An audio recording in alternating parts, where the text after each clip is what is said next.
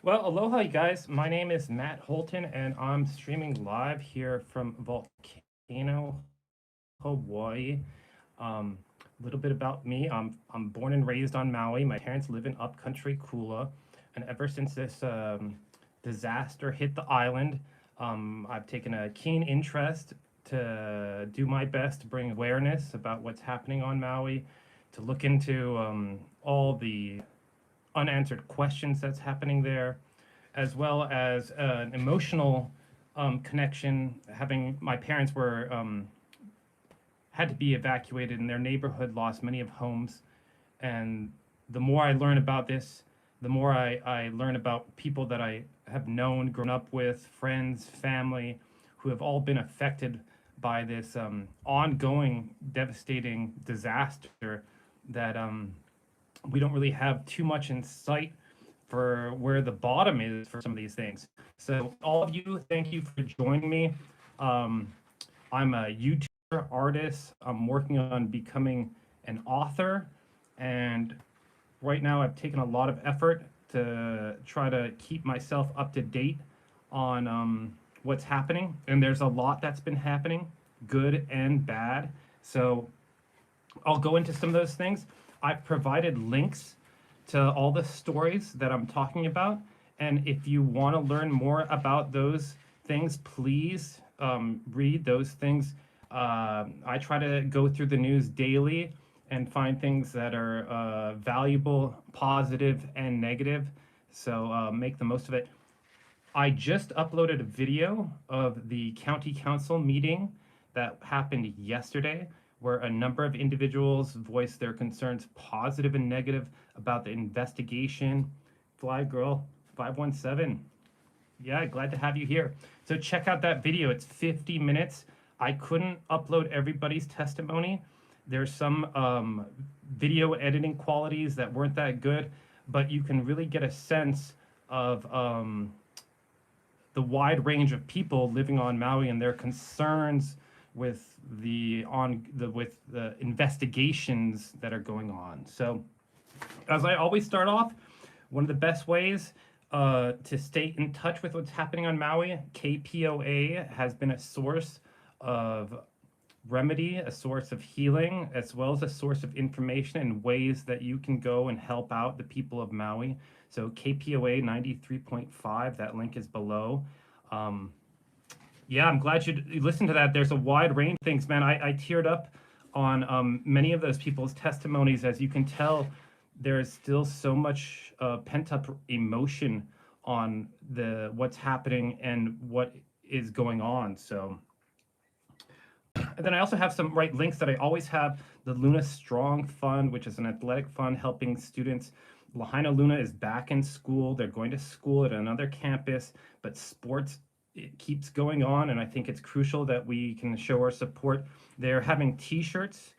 There's already $350,000 raised by a whole bunch of different private organizations. So if you want to show your support, it's a great way. It's going straight to the athletes, coaches, people affected, and I think it's just so important that we make sure, despite this disaster, that we can keep some things going forward that have always worked for us, which is maybe sports and the importance of mentoring and just having a sense of community and teamwork. So also there's an Ohana Venmo on Instagram that I've linked up. You have to look into who you want to support. You know, I'm not going to tell you who to support through there. I also have a story from someone that I got to meet while I was there. And Cristina has some other stories that she'll be coming out with on her channel. So, page. And then going to the news, right? Number one, Cristina just got back yesterday from spending time in Kula. Her goal there was to just spend time with my parents, listen to them, you know, absorb some of these things going on, as well as document and reach out to some of friends and family who are directly affected from the fires that happen in Kula. So she didn't upload anything yet.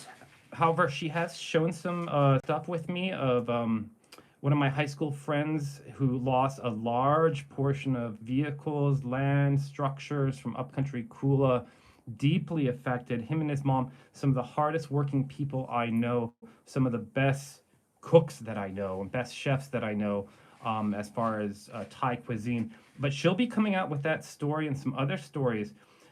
She spent a few days there, and it was a real emotional journey for her. I think, as anybody who goes there, you can sense that there's, if you just listen to people, there's a lot of trauma, there's a lot of fear, there's a lot of anger. The art, awesome. So she'll be coming up with a lot of content, Christina. So check out her station in the next few days.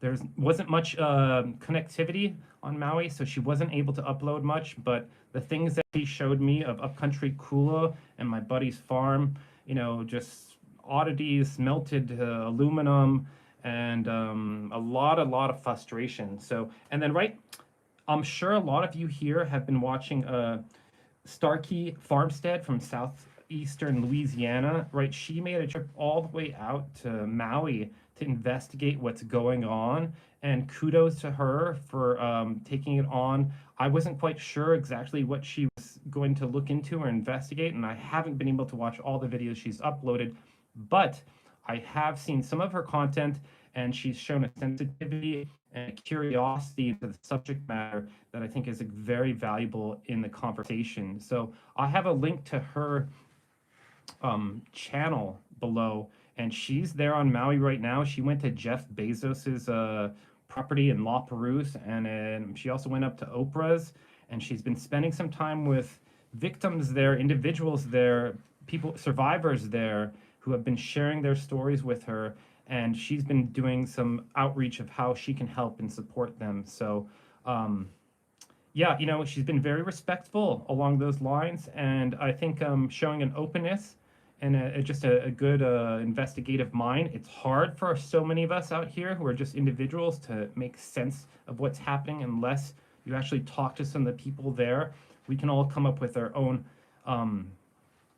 ideas, but until you actually reach out and talk to some of these people here and feel how emotional it is and how much it's affected people across the whole island, not just people in Lahaina who took the brunt of this, but we have friends in Olinda where the fire is still going on, and the many Maui heroes that I was fortunate to grow up around with these people who will stay, they will run into the fire, they will help each other, they will, as we say here, hui, will like work together. I don't think it was an accident. I hear that comment. We'll get into that, I think, a little bit later. I think some of the sentiments of the people there is there's just such a high level of incompetence and people who are just, for better words, idiots in charge of the management system as well as communication. So whether it was an accident or just simply a bunch of monkeys operating the controls, it's very troubling either way. So, and then another video I have down below is Noelani. I've had her there before from Red Nation, and she has a great video. I think it's 2 days old, talking about how Lahaina will not be built as a resort town. And something that I've experienced investigating and looking into this subject matter is that we have to give a lot of respect to the people who have been fighting this battle over property rights, over land deeds, that are very educated and have committed to this battle way before this was happening. So Noelani there shows the strength and unity of the Hawaiian people, and I highly recommend checking out her video from Red Nation. It's just frank. She's educational about the subject matter. She really has a good pulse about the ongoing fight that we're seeing over property rights, as well as kind of overreaching. Yes, the art. And then a few other things here. There's an ABC 10 video, right? Maybe it's a little mainstream, but they did a pretty good job on, it's called The Secrets of the Campfire Revealed. It's fire, power, and money. And they did what I thought was a decent investigation of when the campfire, when everything was resolved if we actually look at what happened legally and what happened in the corporate structure, people lost, but it doesn't look like the actual culture of PG&E changed in any meaningful way. So the victims are still left with all the losses of dealing with this culture of mismanagement. And I think we can see it across the board, not just in Hawaii or those fires, the campfires there, but East Palestine is another issue where we're just simply talking about public safety and corporate mindset or whatever it is you want to call it, to really push forward for the interest of shareholders or money. I often refer to it as Moloch, as this entity that's pulling people to do things that are really bad. But yes, basketball fan, it has further traumatized people. And trauma is a very weird thing to recognize when it's happening, when it's already happened, and then trying to identify when it will happen again. That's definitely a mystery. I'm sure many of us can speak to people from different walks of life who have been traumatized or gone through PTS, or as some people say, PTSD throughout their life. And having gone through some difficult times and having seen people go through a lot of difficulty, realizing that those issues, acknowledging it is probably just the first part of dealing with it, unless you want to go down a path of being just medicated or leaving your hands in someone else. So, being, not only that, being sensitive to trauma. Everybody's unique and different, and having your ears open and and not putting your ego, I think, in front of others, which to bring up a political issue, Joe Biden talking about his fire kitchen, which was like nothing to the people who lost everything. That's looks like a little bit of too much ego and wanting to hear your voice over listening to what's happening. And that is very concerning, because sometimes you can't even relate to people, number one. And then to make that jump to think that you can, or that what you have experienced has anything to do with somebody else, it's just, I think, a lack of humanity or empathy of recognizing these very traumatic things. So, and then a couple other videos I have there. Maui government failure leaves displaced residents struggling. That's by Jonathan Petram, and I've shared his videos before. And he's a storyteller, and he's done a great documentary. Hey, Mark, aloha. He's just done a great documentary putting together the struggles and frustration. It's over a 20-minute video, but it's Jonathan Petram. It's below in the description, talking about Maui government failure leaves displaced residents struggling. And despite the tragedy of this incident, we are seeing some great storytelling and people preserving the stories and sharing these stories with all of us, so that we there's a lot of big things going on in the world right now. Morocco, that wasn't too long ago, right? We have a hurricane on East Coast. So there's 20,000 from the flooding missing. It's a constant barrage of information. However, telling those stories, sharing the survivor stories, it's a wide range of people who have something to say. And I think our job, of those people who are not directly affected or have that loss, is at the very least we can hear their story. So once again, Jonathan Petram, great storyteller there on the ground on why isn't the governor Hawaiian? Josh Green, he was a doctor and was lieutenant governor. Dead, 10,000 missing. Sorry, I haven't been able to keep up with all these stories that are happening, but it just looks like a complete disaster out there. So, and then also on a kind of a positive note, although scary note, many of you, I'm sure, here have seen what happened with Eric West and the issue of I've talked about a few times.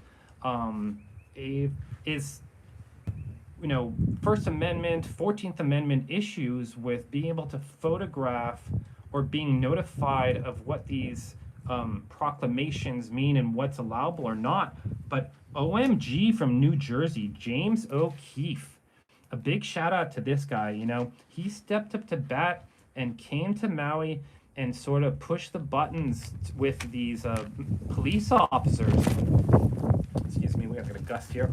Who were claiming that he couldn't take photographs on the side of the road, and he has a video that really goes into great depth, that he talks to the National Guard members there who say, hey, we don't know anything about this inability to record, or freedom of press basically in this area. Yet the police are claiming that under this Hawaii revised statute, I think it's 127A29, that is, number one, vague at best, that they're using this very vague statute to say, oh, you can't park on the road on a public highway and you can't take photos. And it really looks like there's nothing there. However, for some reason, whether it's through the governor or John Pelletier or the mayor, these police officers are using this proclamation and this code to say that you don't have your constitutional rights. So, yeah, I see that. Vote him out. I think there might be things that we can do before the next election. So, once again, OMG from New Jersey, James O'Keefe. Basically, a lawsuit has been submitted in federal court and district court of Hawaii, and that lawsuit has Greene, Maui County named.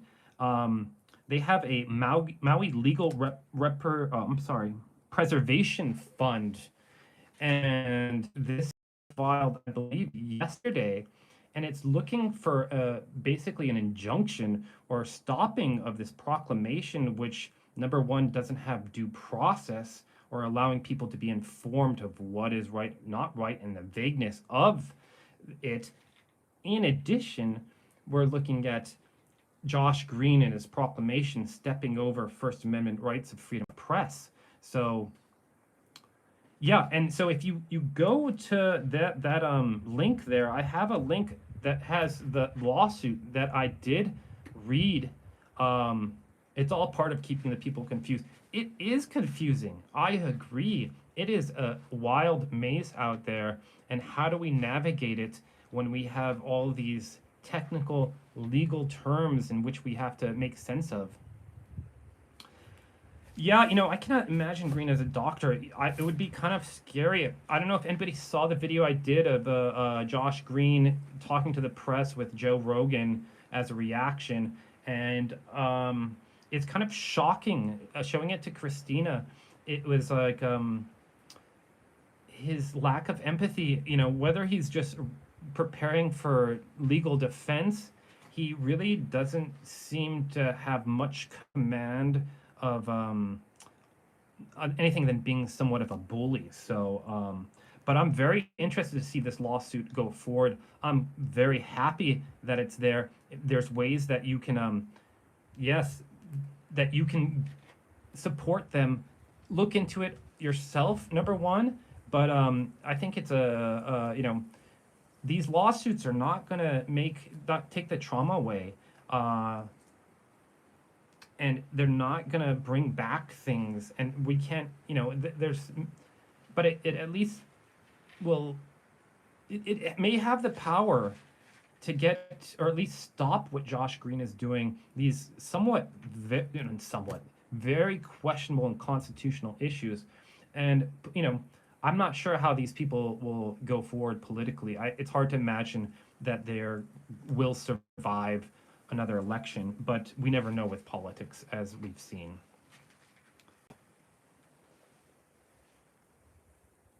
Yeah, those lawsuits, unfortunately, I spent a little time at law school and at Temple, and it's like, it's a power of the word, really, and you don't have to be an attorney to be able to understand contracts or navigate through forms. But it's unfortunate that we have to go through the court system, through disasters, to hold people accountable, that there's not another way. a way I feel like I'm doing a part of it. Hey, public shaming, the internet has a power of its own, and perception is reality, right? Legalese, yes, that's the word. But perception is reality, and if we can change a lot of people's perception on these political officials, Cristina has only been back a day, and she's talked much about the frustration of people, and if they don't resolve these issues, what's the answer? It's like it's that there's not a good answer if these major issues. And once again, I uploaded a video from a county council meeting from yesterday. Hear the voices of the people who live there, their concerns, their emotion. There's a lot there, and they're trying to speak up. So, and let's see, on another note here, Civil Beat, I have a link there of the GOP House Oversight Accountability wants answers from FEMA. So here we have the feds getting involved and the House Oversight Committee getting involved, where some of their concerns were with FEMA members staying at the Four Seasons. If any of you have been to the Four Seasons, I was lucky enough to had done a TED Talk there. I coached one of the managers there. That's where the Paris Hilton, that's where Arnold Schwarzenegger, that's the posh place of posh places on Maui. You can get a private jet and a car from the airport, and it's like all arranged by them. Top notch.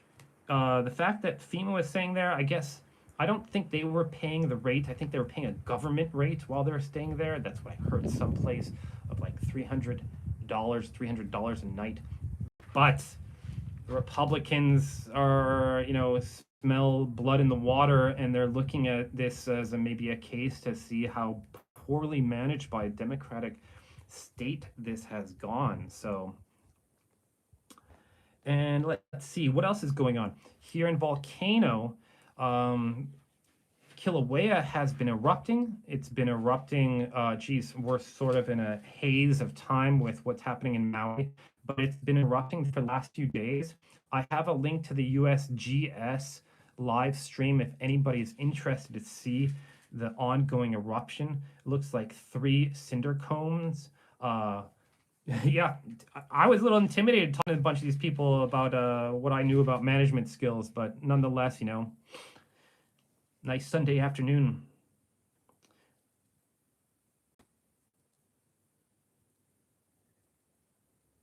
Don't expect your government to step in with a motive. But I also do have links there to interested the Hawaii State Constitution, as these legal battles get prepared. There's a whole bombardment of legal battles. Shareholders from Hawaii Electric are suing Hawaii Electric because they don't think they put enough money into these known threats of fire mitigation dangers. So shareholders are suing. The attorneys are coming from every angle. So yeah, I think Green has, and rightfully so, Green needs to feel this heat. I put in a claim to the ethic boards that was rejected, but I'm very happy to see this lawsuit go through, because it's clear that, I don't know if it's through act, maybe, I don't know if it's through getting power hungry through other emergencies like COVID, where we had a countless number of proclamations. He seized at the proclamation and is acting more like an emperor than a governor, and it's pretty concerning. Yeah, it's tough to say what's happening with Josh Green. I encourage some of you to see the little mashup I made up with Ferris Bueller's Day Off, Josh Green, and Joe Rogan reaction. I don't know how you feel about any of those subjects. However, it's a good, I like making mashups to do political commentary, and if that's my way to give a punch to some of these politicians, and it goes, it does what it does, that's what I can do. So yeah, everyone is pissed, and I think Cristina coming back from Maui and staying up country, the sentiment there is it is intense, and if we look at the thank you, those daily numbers in tourism, it's hard to imagine that anybody would want to go to Hawaii, as beautiful as it is, while there's still major management transparency issues. Um, they're power crazed now. Yeah, said it many times. Animal Farm, 1980, 1984. Yeah, Kīlauea is currently erupting. There is a constant cloud of, basically toxic gas. Luckily, we live downwind from the trade winds, but it is quite a sight to see. People are coming from all over the island to watch the Pele's. You know, it's amazing when you see hot molten lava being thrown up in the air and a whole lake of, or a lake of lava, as well as a stream of molten lava. It's an incredible sight. So, but thank you guys all for joining me here, right? My name is Matt Holton, born and raised on Maui, and I'll be willing to take some of your questions. Yeah, 3.8. We did have one. It rumbled the house. I think that was yesterday. Yeah, it's like a living science class. And being on the Big Island in Volcano, watching an eruption and seeing how we have rainforest with 200 plus inches a year right next to open lava fields. My sanctuary is to go spend a couple hours in these lava fields on a run and just almost be alone many times, just surrounded by nature and the vastness of it. So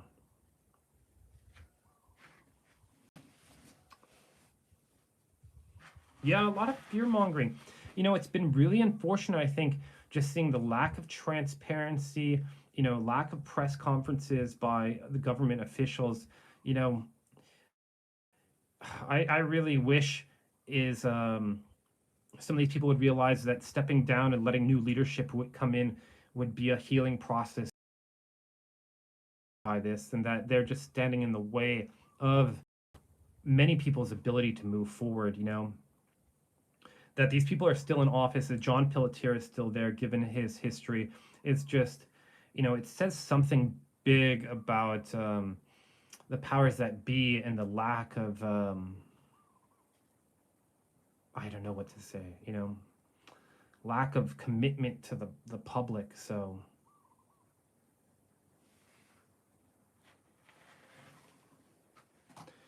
yeah, the GOP is in on the issue. Everybody's on the issue. Better or worse, Maui's in a spotlight right now. What I can say is many people here, the community council meeting, they want an investigation, a third-party investigation. Many people here are concerned that, there's I would hope the Justice Department or someone besides the GOP gets in. We have issues all the way up through the government. So, where's the answer, and when, what's the truth? I don't know. Talk about the TNT in the soil. I don't know that much about the TNT in the soil. I know many people are concerned about,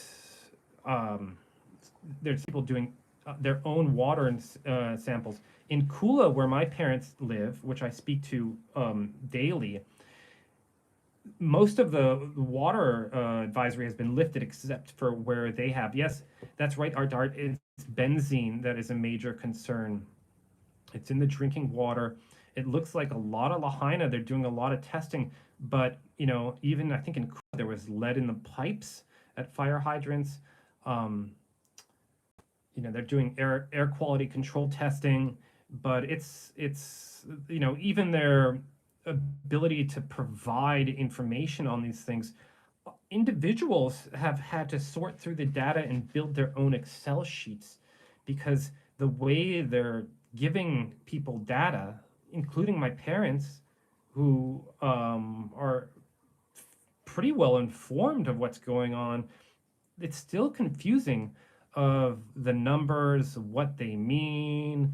It's almost intentional. I don't know if it's intentional or just made in a way not to be clear. What's the difference? But it is it's troubling, because here we are, almost 5 weeks out, and we still have so many things unanswered. I'm glad you watched that, Art Dart. Once I saw that come out, I felt I sort of had an obligation to, help spread these stories. I wish Akaku 53, who televised it, would branch out and have it on. Tulane is not TNT. There's a big difference. And put it on YouTube and live stream these things so that I wouldn't have to be the third person to share it with you. But if I have to do that, I had to edit it, and I didn't share everybody's story. But I did my best to share some of the highlights that I felt were valuable, as well as some opinions that necessarily, don't reflect how I feel, but I feel it's important that we hear the spectrum of things, so maybe we can have a wider perspective of things.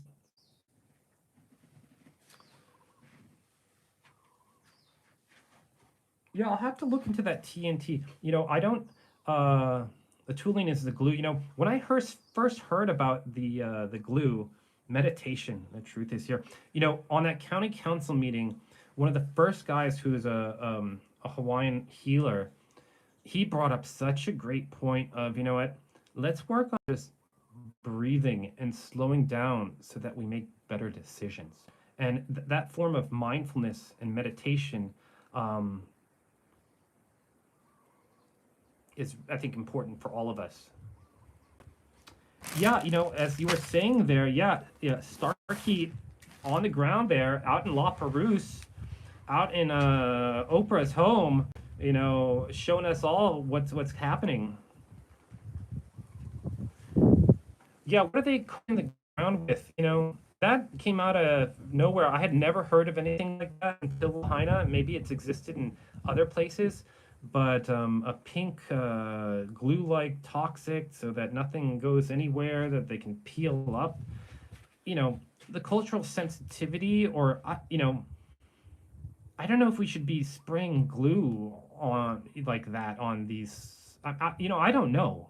But once again, if we're looking at what 14th Amendment, where's the procedure for this? Where's the informing of the public that this is happening and this has been working on? Yeah, I'm pretty sure you could probably fly drones where Oprah lives up in Maui.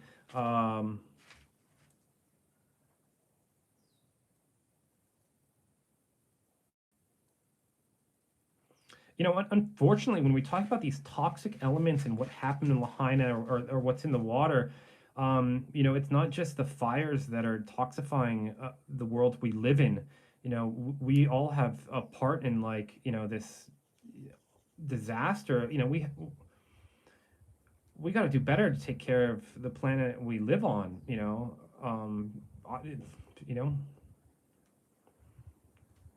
because now like the problem with Lahaina that we might be looking at is that is going to be a toxic runoff, and the healing that it's going to be needed for that area is just unimaginable. Yeah, the emotional wounds, it's tough.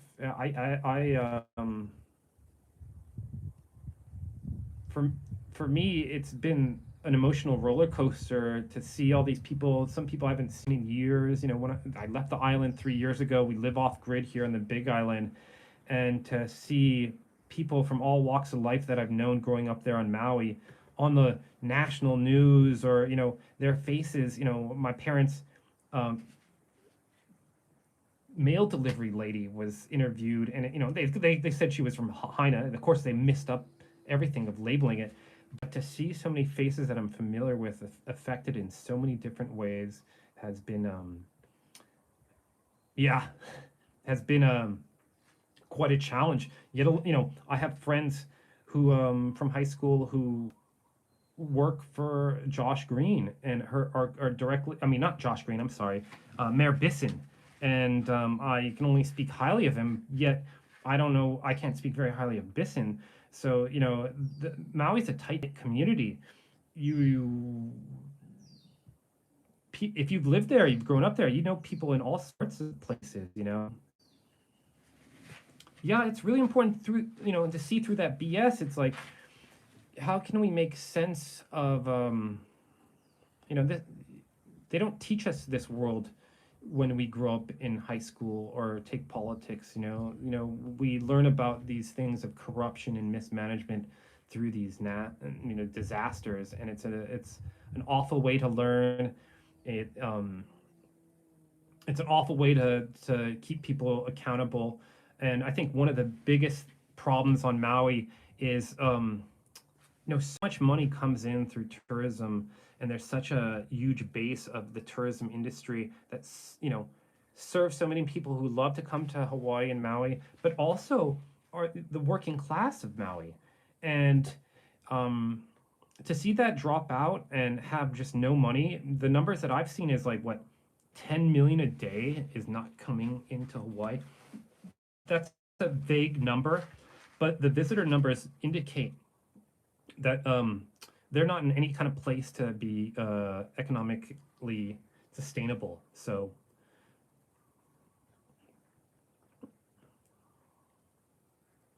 what can I tell you, people?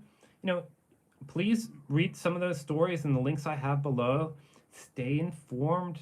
Maui, while it's a story about this paradise that is lost here, it's also a story about what's happening on in the world right now. It's a story that I think needs a lot of attention if we're talking about American democracy, if we're talking about um, all these bigger issues, corporation, globalization, war, weapons, mismanagement, mistrust. It's a basket of issues that has been brewing for a while. And holy moly, Maui local news. Yeah, so much money by the working class, yet they're so poor. This story that Christina is going to share or looked into with one of my high school buddies, one of the hardest working, had a farm, cook, everything, lost just about everything but his lives. And it's like, you know, I just looked up to him always. He looked up to me for many reasons, but I always looked up to him and was like, this guy just works all the time, every day. And he's the one just trying to make it on Maui that everything just disappeared for him. Basketball font. Love you too, man. Maui doesn't have a military base. No, right? The big military bases there are on Oahu. And Oahu has Pearl Harbor, has a huge number of military bases, as well as my dad worked in the Navy and he worked underground in Oahu, but was stationed here in KMC at a military base. So the military presence here, if you don't know, since Pearl Harbor is gigantic. National Guard, small one in Maui. That's probably right. Yeah.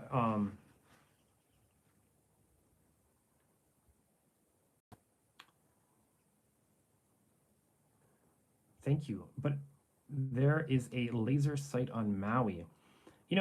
That laser here on the Big Island, when those objects got shot down by the U.S. government, we did have crazy green lasers that were unexplained, identified as Chinese mapping system.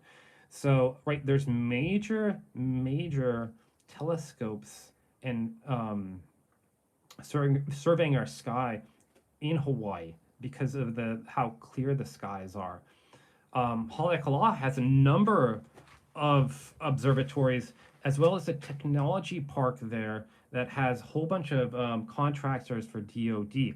I'm not suggesting, and I don't believe that this is some sort of laser attack. I think it's a fire season that's been existing on Maui, and a complete mismanagement and incompetence in government officials from all the way through. So, however, I am aware of direct energy weapons. I do know what Lockheed Martin Skunk Works does. It's a scary world we live in with this type of technology and these weapons, let alone AI and everything else that's going on in the world we live in.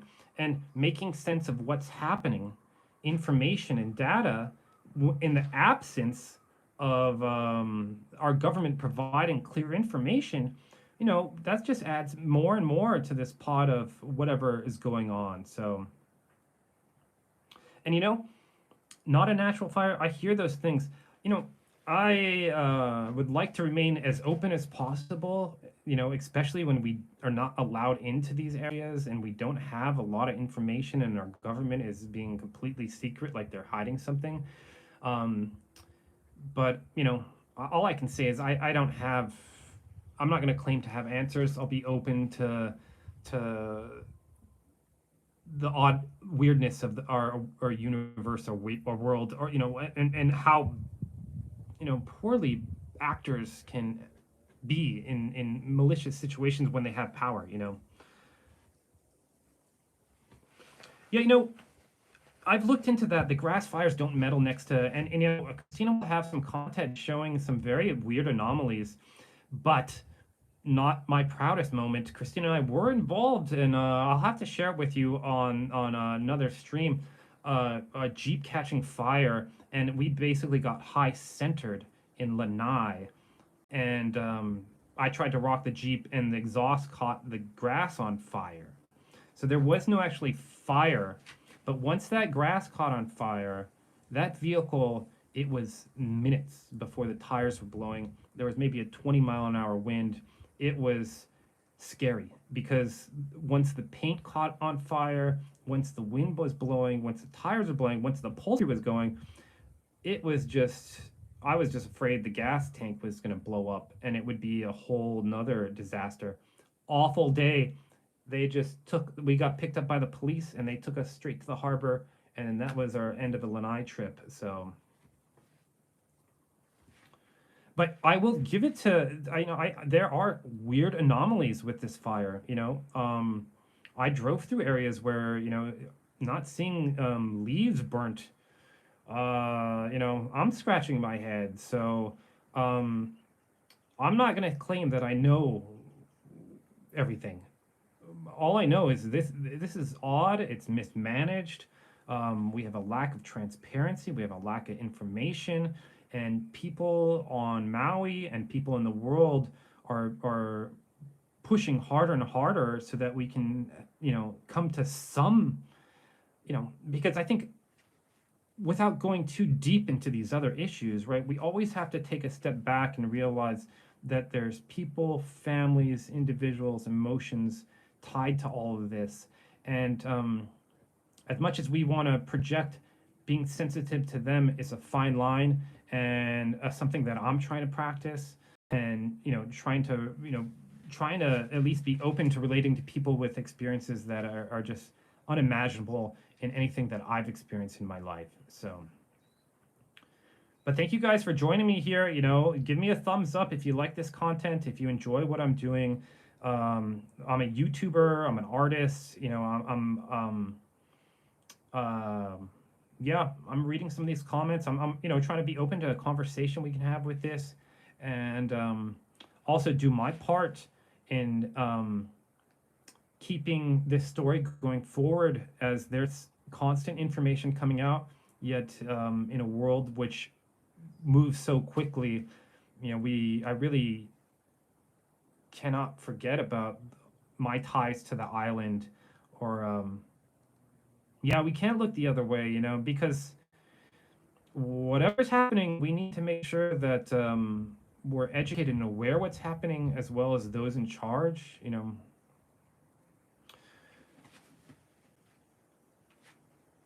Oh, Upper Puna, nice.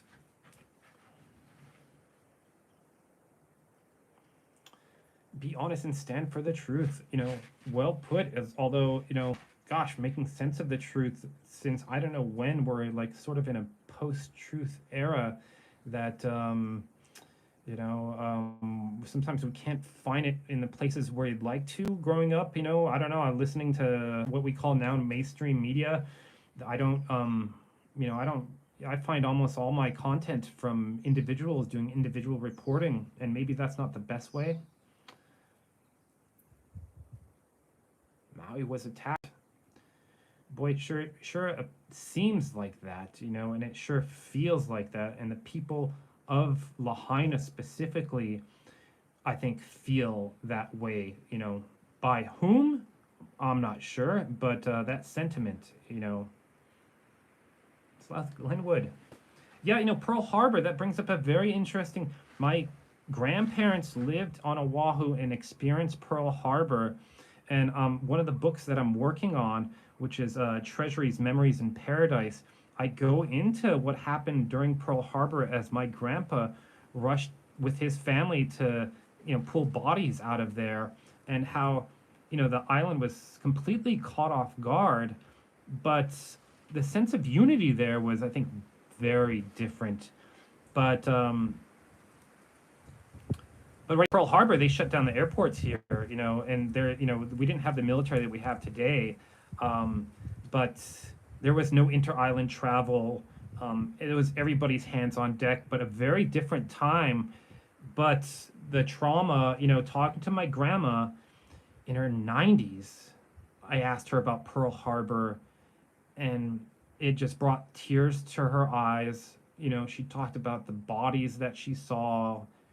It was, what is that? Almost 70 years later, and her and my Aunt Judy were in tears. And it's something I didn't ask my grandparents that many times. It's a scary subject to ask. So, yeah, my grandmother passed away, but one thing that I'm working on is a story with over, I think, I'm not going to use all of them, but I have almost 900 images of my grandparents. They were born and raised on Oahu. They grew up. They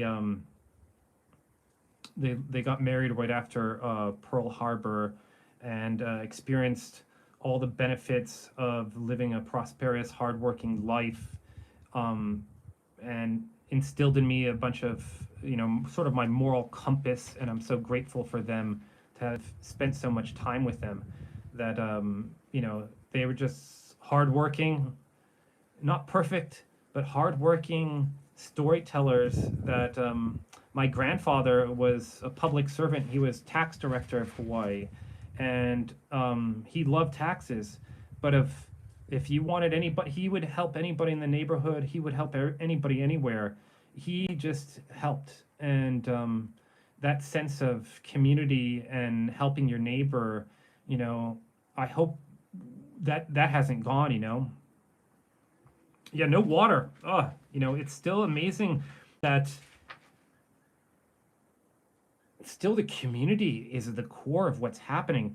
There's some people on some of the videos that I have and below that, the sentiment of like, why should I pay taxes? And it's like, I don't know what to say. Why should you, if the police is not there to protect and serve, and they don't have communication lines, and you have to disobey them to survive, what are you paying taxes for? So I'm not telling people not to pay taxes, but I think it's a legitimate concern on people, some on Maui and Lahaina, of like, what exactly are we supporting here?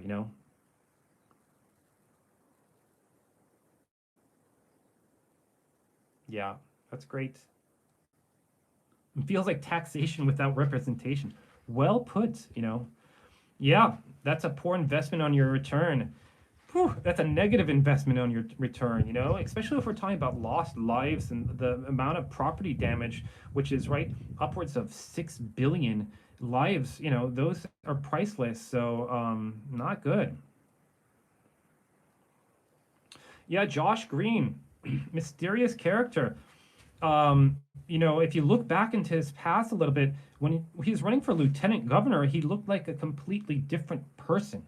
And I don't know if the lieutenant governor and what he's in now, he's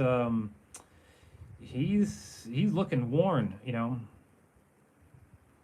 Yeah, you know, maybe he plays a doctor. No offense, but I don't know about him as a doctor. And I think it's an important thing that we all have to remember is that respect and trust doesn't come from a title; it comes from your action. And Josh Green is creepy. Hey, I can't say I've been a perfect individual. I've been a rascal. I've been a troublemaker. But I'm trying to constantly prove that I can be the better person and the best person that I can be, because that's, about maturing and learning through experience, and realize that the person that you want to be isn't always the person that you were, that it's a transformation that we're all going through. Um,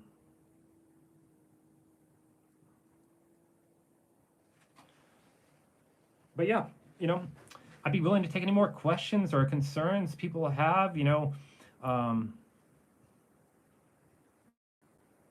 yeah, agreed, But I'm glad to have these conversations with you. It's always a mixed bag, but it's, to me, part of my own healing process of talking about this and sharing what I know with people.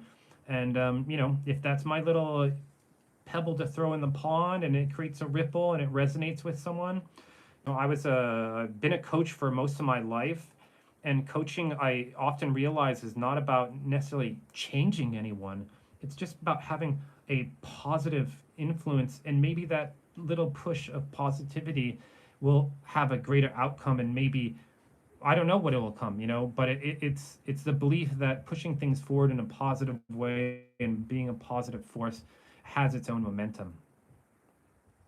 They should grow weed. I don't know why they don't realize it. They could make this place a tourist site for weed, but there's just, I don't know.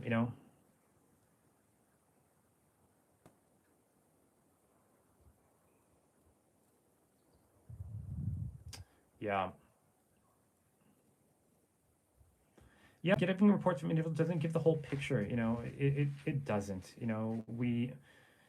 That's why we pay to have these people tell us and give us information. We feel safe, but and right is, I always ask this: is anybody out there have ties to Maui, or has a story about going to Lahaina specifically? Um, yeah, respect not from a title, you know. Maui Wowie, it's still there. I'm on the Big Island, so we have our own Puna gold here. But right, I've been born and raised in Maui. My dad lived in Kapalua. I spent a lot of time there. I know Josh Green really at the top of this totem pole here in terms of controlling what's happening in the state. Greater, yeah, seeing the updates on Google Earth that is shocking. If you have a chance, um, look at Kula. Look up Kula Lodge, as well as look up Olinda, and you'll see it's a completely different part of the island that thousands of acres, as well as above North Kihei. Um, Lahaina was most devastating, but I think Ope, my friend, he lost tractors, cars. I don't. It's a lot of damage. You owned a photo studio there in the 80s, Olivia. That sounds awesome. What a great place and great memories in the 80s. There wasn't much resort. There was, but some, Kihei, it was that's when I was growing up as a kid, and it hadn't quite exploded like it has now in terms of the number of resorts and how much tourism just replaced agriculture. Alien, Keone Silva. Yeah. Anybody watch what was happening in Mexico and happening in the Congress there? Boy, what a fiasco there, Recovery of supposedly 2 alien bodies. Old Poi factory, so full of history. Yeah, living up here in Volcano, there is a pillow factory from 1860 that's out in the middle of the rainforest. That is a trip, It's like they used to use the tree fern and make pillows out of it. I was there before Verizon. Very nice. Ah, about taking your elderly mother there. Yeah, sunsets there. Phone home. Yeah, they kind of look like those. Spielberg is onto something.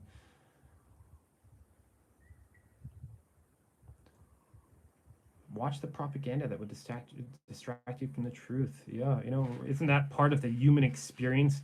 Is trying to unravel like what the truth is, and throughout my life, it's been the moving target. So, yeah, I think that's true. Being nice is one thing. Uniting, which is reaching out to other people, is crucial. Yet while at the same time holding your distance to other individuals, because there clearly is like a darkness that is here, that has been here for a long time. And maybe that's corruption, maybe it's money, maybe it's power.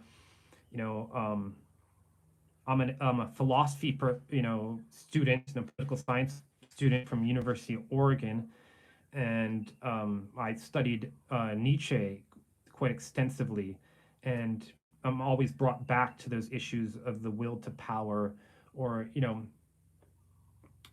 that it can be used good for or bad, and that there's very corruptive power in the human psyche that we have to acknowledge. To not acknowledge it is to be foolish, but it's not part of all of us. So, can we be good or evil?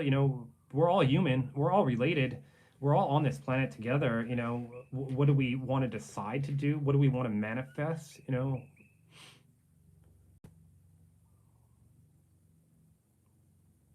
And I believe that our thoughts have some ability to manifest our destiny. To what extent, I'm still trying to figure out. So, Harry Hapu, yeah.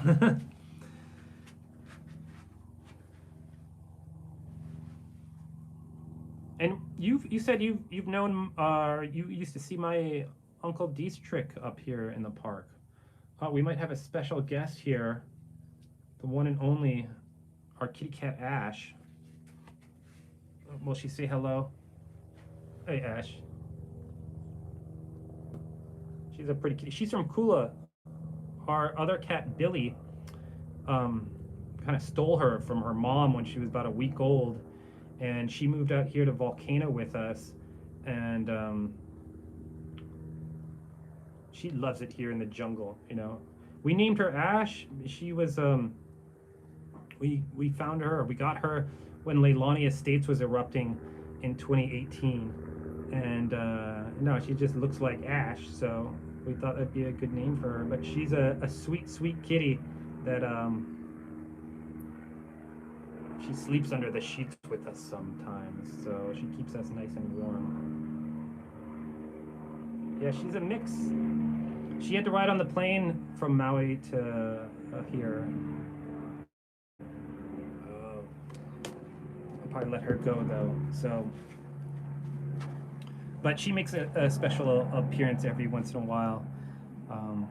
But we all love Ash. And on those lines, I've been doing fundraising for the Maui Humane Society and the Maui Food Bank, and I think we're at almost $1,400. But it's nice, cats, animals. They also went missing in this fire. The Maui Humane Society has done an awesome job. They've used their services, and we lived on Maui. So to me, it's like the mental health these animals give us. We should always remember that we owe it to them to take care of them as well. So yeah, read Karl Marx. Yeah, I being a philosophy major, yeah, looking at some of the what people have told us before of what's going on is a good way to educate yourself. To me, having some orientation through other authors about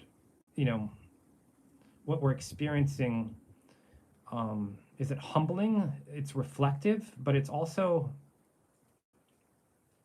in a weird way comforting, to know that others have expressed these concerns about these overarching powers that we're dealing with. Jet 888. Yeah, it's a great lesson to look back into what's been happening in Hawaii, and that's a strong word for sure, but the Hawaiian people, there's a population of almost 1 million people, 800,000. They don't really know, but they were very productive on the land here. And when missionaries came with blankets, much like the Native Americans, um, the number of Hawaii people dropped by almost 90%. So when King Kalakaua circled the globe, he was looking for labor from my ancestors, the Filipinos, Chinese, Japanese, from all over the globe, because the Hawaiian people had gotten completely decimated.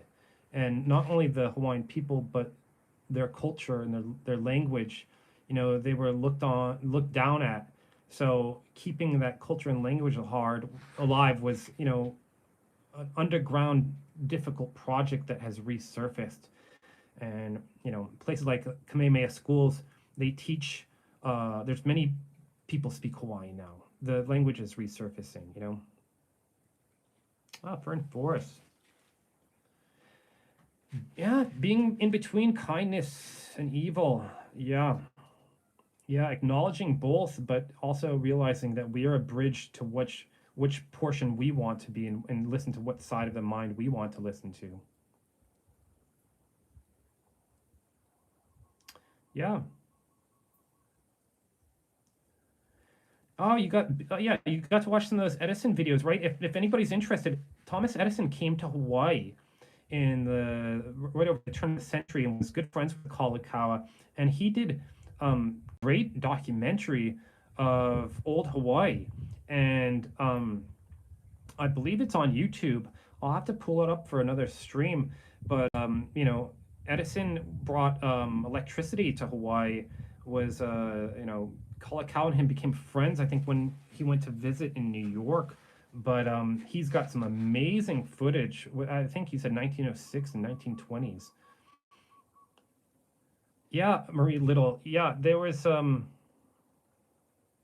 they had no immune system to many of the things like measles and smallpox that the first group of missionaries came. The missionaries did a mix of good and bad, but they became the major landowners, like Baldwin. I believe he was from Harvard. He got 3 acres. Yeah, right. To many of those joining right now, like I'm out in Volcano. I'm from Maui, but here there's still land. We live off grid. It's affordable. We catch our own water. We're have our solar. I built our own house from the scratch up. We lived in an RV for a while. So in part, this is because we were unable to afford anything in Maui. Even the rent was there. So yeah, 1919. Yeah, there was a fire there. There's also a great fire that, if you want to look into, that they had in Honolulu to get rid of a disease that got out of control and ruined like a bunch of land. And then Dole Cannery purchased a lot of that land. So, we've been seeing this battle over land and large money and interest over land. Yeah, Silva, awesome. Scary thing, but once you do it, boy, it's just when the power goes out, you don't even notice. It's just you get used to living off grid.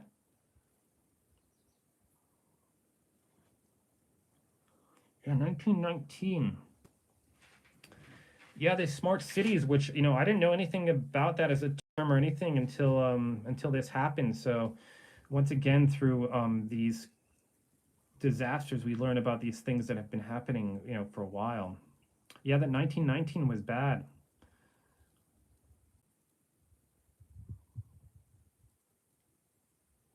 All right, thanks for joining me here. Right, give this a thumbs up. I'm trying to do updates when I can on what's happening on Maui, excuse me. And then I have links to a whole bunch of stories that I found interesting that, if you want to look out, are in the description. And one of them that's coming up is Christina's back from Maui, and she'll be having a bunch of content from her 4 days there.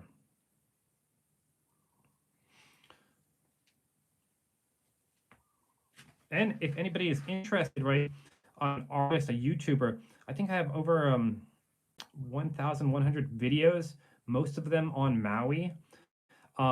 If you want to see what Maui looked like or experience of someone who lived there and grew up there, I've got drone footage.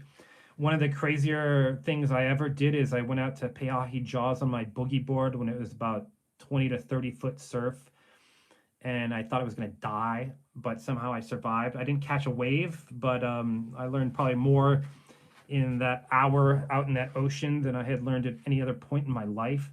But I've been documenting my life on Maui. We moved back in 2005, and since then, I think since about 2008, 2010, I've been just filming things that I thought were interesting from my personal life about the island I grew up on and about the things that are close to me on Maui. So the Hawaiian royalty gave away lots of land. You know, one of the things about Hawaiian royalty when they got property rights is they didn't know really how to deal with some of the assets they had, like sandalwood, which was sold to the Chinese. So they ended up losing a lot of their property rights through mismanagement. So yeah, I'm glad you love Ash. She's a cute kitty. We're so happy to have her here. And I think through this whole ordeal, she's been getting lots of petting and love from us because you know, her sweet face keeps us smiling. So, what is a smart city? You know, it's I'm not going to go into detail. You have to look into it more because it's something that I'm just reading about. But yeah, check out. Please put your videos in the link. I will.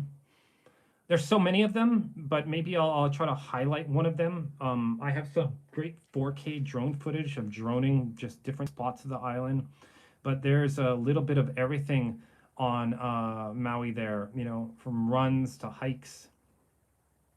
Yeah, that's right. Smart cities, you can walk everywhere, no cars. I guess there's supposed to be a whole level of technology involved with them.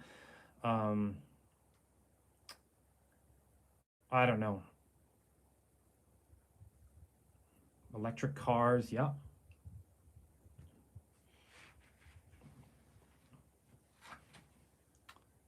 But it's something I think a lot of people were caught off guard on as far as these, maybe it's a good idea, but you got to inform the public about these decisions, I think, so that people can have a discussion. Yeah, the 15-minute city. Yeah, that's a little bit what I understand, right? It's pretty crazy to think that places like China, right, there's detection tracking everywhere. Yeah, and I'd be a little suspicious when they call it smart. Labeling is a big issue, and when government calls it something, it sort of makes you realize that maybe it's the opposite or something. Or digital city. But I sure hope, and I do believe that there is enough people fighting for this battle that some of that land in Lahaina, I'm not sure that fight is. We're gonna watch this fight unfold, and the people who have an interest in that area, good and bad, are I think very well grounded and rooted. So, oh yeah, just like our smartphones. Do they make us smarter? I'm not really sure. They give us access to everything, but just because you have access to everything doesn't mean you know where to look for things. So, thank you. And it's great to see a lot of you people returning. I'm glad to have you guys come back and have a voice here. And while I don't agree with everything, that wouldn't be natural. But to provide a space where we can talk about these things and hopefully inspire some of you to do what you can to share your own stories or share this story with other people. Yeah, I've heard about that. We have an electric vehicle here, but yeah, it seems like lithium-ion battery fires are almost close to impossible. Well, I guess not impossible, but are very, very difficult to put out. So, where are the children? Right? DOE, Department of Education, the numbers, there's a huge discrepancy. So, I haven't had a good answer. And that's sort of some of the honesty I have to have is like, as much as I look into some of these things, I'm left with more questions than answers. Um, that's the nature of the world and what's happening to Maui right now is that we're being left with a lot more questions than answers.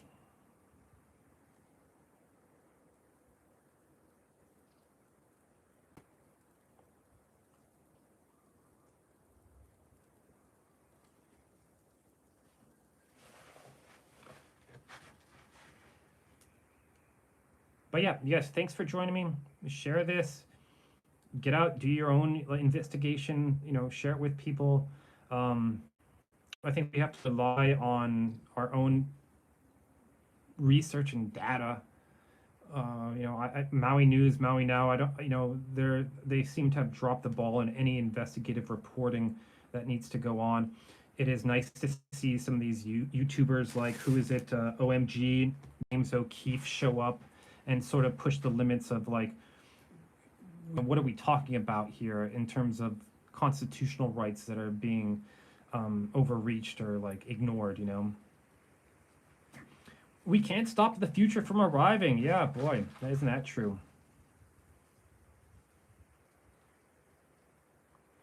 Yeah, Marie Little. It's sorry, my nose is so itchy here. I don't know why, but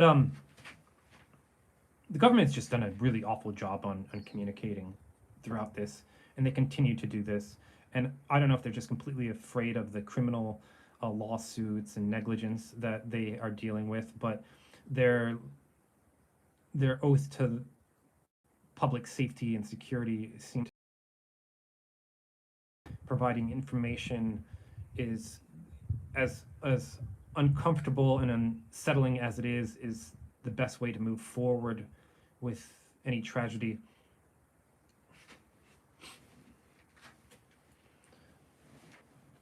But once again, please check out the links below. Whenever they talk about your safety, right?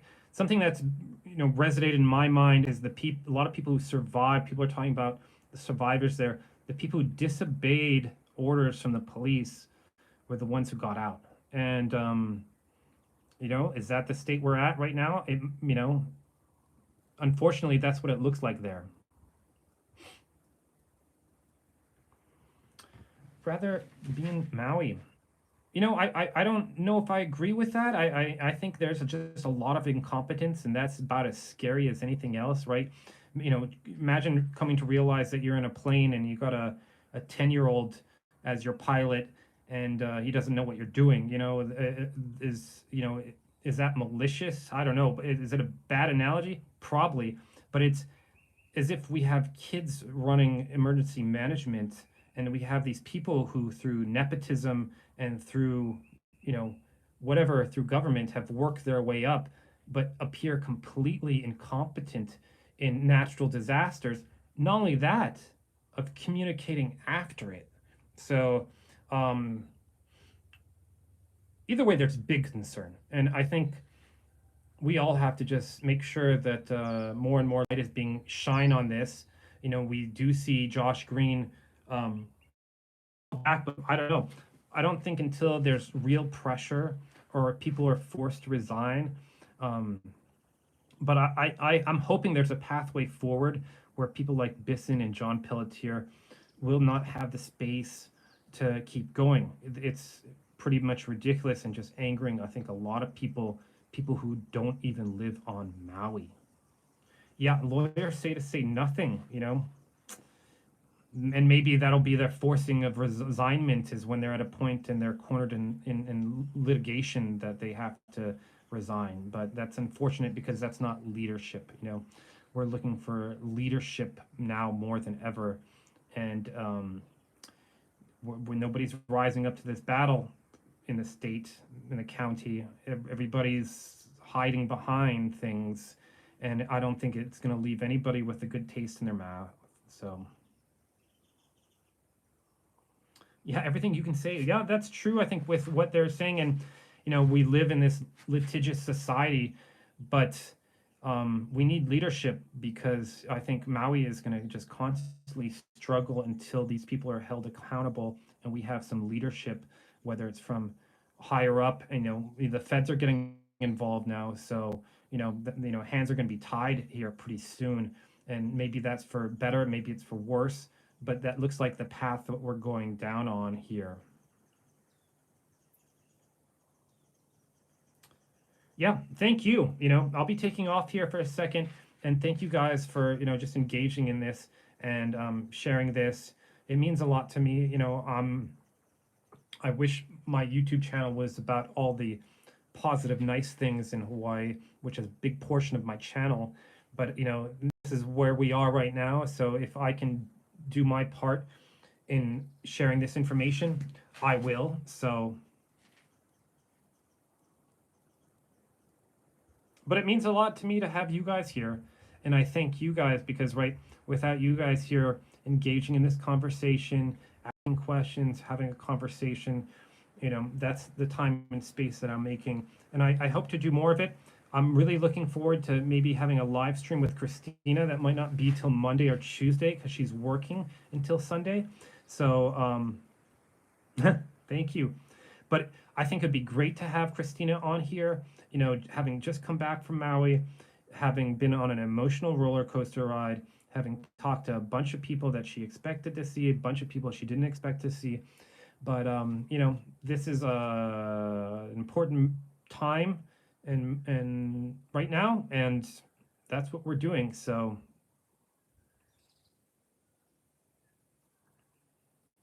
yeah, I'll do my best. I'll do my best to navigate through this, and with your support and help, and interest, you know, I don't know what I have to lose. Like nothing really.